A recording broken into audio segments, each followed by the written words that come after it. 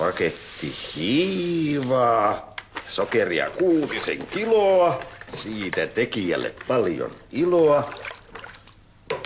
Luritetaan litku pulloon, pullo pankolle ja hyvää tulloa. Isä, otat sä vielä iltapalaa?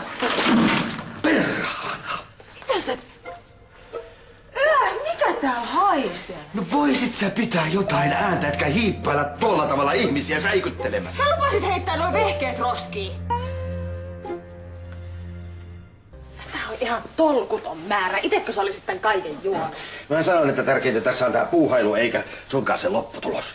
Ihan kauhea hajukin. Siis miten niitä ei mukaan vaarallista? No ei tää haisis yhtä, jos on siinä kaikessa rauhassa saanut kaataa sen tonne astiaan.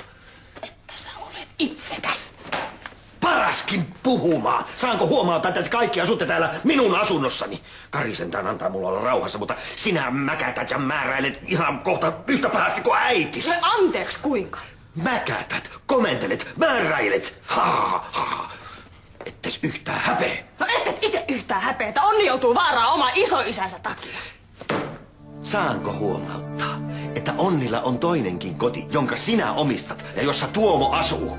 Siellä saisit määräillä mieles mukaan. Hyvä on. Jos tämä peli jatkuu, niin minä ja Onni lähdetään. Terve menoa, tämä pannu muutti tänne jäädäkseen.